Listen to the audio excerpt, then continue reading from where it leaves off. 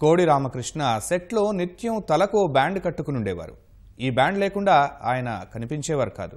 ఈ తలకట్టు వెనుక ఓ సెంటిమెంట్ కూడా ఉంది. కోడి రామకృష్ణ దర్శకుడిగా ప్రస్థానం ప్రారంభమైన మొదట్లో ఓ రోజు చెన్నై కోవలం బీచ్లో షూటింగ్ జరుగుతున్న సమయంలో ఎన్టీ రామారావు కాస్ట్యూమ్ డిజైనర్ మోకా రామారావు అక్కడికి వచ్చారు. కోడి రామకృష్ణ నుదురు విశాలంగా ఉంటుంది, అందువల్ల ఎండ బాగా తగులుతోందని మోకార రామారావు జేబు రుమాలిచ్చి కట్టుకోమన్నారు. ఆ తరువాతి రోజు ఆయనే దాన్ని ఓ బ్యాండ్లా తయారు చేసి తీసుకొచ్చారు. ఈ బ్యాండ్ చాలా బాగుంది, దీన్ని కట్టుకోకుండా ఉండొద్దని మోకా రామారావు సూచించారు. అప్పటి నుంచి షూటింగ్ టైంలో బ్యాండ్ కట్టుకోవడం కోడి రామకృష్ణకు సెంటిమెంట్గా మారింది. మా మాస్టర్లు అయితే డిస్కస్ చేసేవాళ్ళు, అందులో దొంగచాటుగా వెళ్ళాల్సి వచ్చేది రిహార్సల్గానే అని. బట్ అదే ఇప్పుడు నాకు గుర్తయింది. సో నేను ఒక ఇన్స్పిరేషన్ తోటి చేస్తున్నా. అది ఈ సినిమాలు నేను కలుపెరగకుండా చేయడానికి కారణం ఏంటంటే నాకు దొరికిన ప్రొడ్యూసర్స్ అందరూ కూడా ఇన్స్పిరేషనల్ ప్రొడ్యూసర్లు.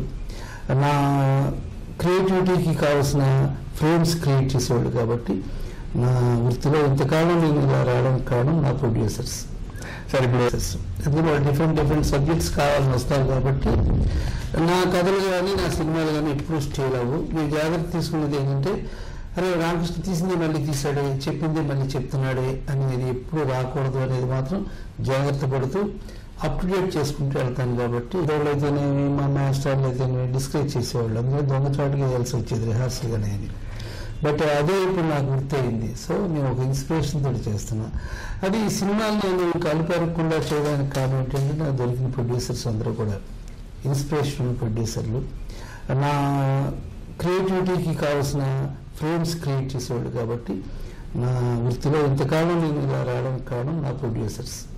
సరే, అందులో డిఫరెంట్ సబ్జెక్ట్స్ కావాలని వస్తారు. కాబట్టి నా కథలు కానీ నా సినిమాలు కానీ ఎప్పుడు స్టేల్ అవ్వు. నేను జాగ్రత్త తీసుకున్నది ఏంటంటే, అరే రామకృష్ణ తీసింది మళ్ళీ తీసాడే, చెప్పింది మళ్ళీ చెప్తున్నాడే అనేది ఎప్పుడు రాకూడదు అనేది మాత్రం జాగ్రత్త పడుతూ అప్ టు డేట్ చేసుకుంటూ వెళ్తాను. కాబట్టి